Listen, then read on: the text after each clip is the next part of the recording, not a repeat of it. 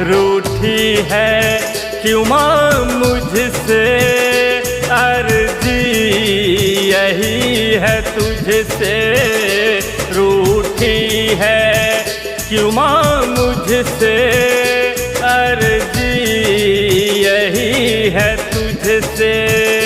चरणों में रख ले मुझको अपना बना के मैया, चरणों में रख ले मुझको अपना बना के मैया।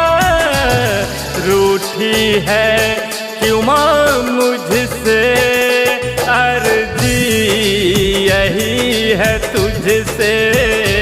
रूठी है क्यों माँ मुझसे, अर्जी यही है तुझसे।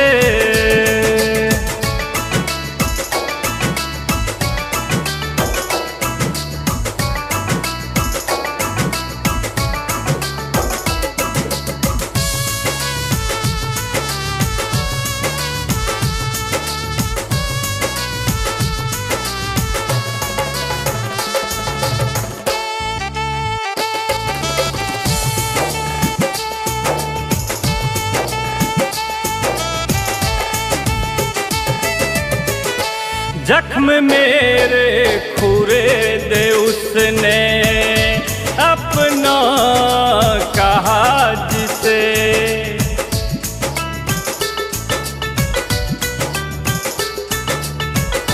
जख्म मेरे खुरे दे उसने अपना कहा जिसे। कैसी हालत तेरे जहाँ की, संभाल मुझको तू आके मैया। कैसी हालत तेरे जहाँ की, संभाल आके तू मेरी मैया। रूठी है क्यों माँ मुझसे, अर्जी यही है तुझसे। रूठी है क्यों माँ मुझसे, अर्जी यही है तुझसे।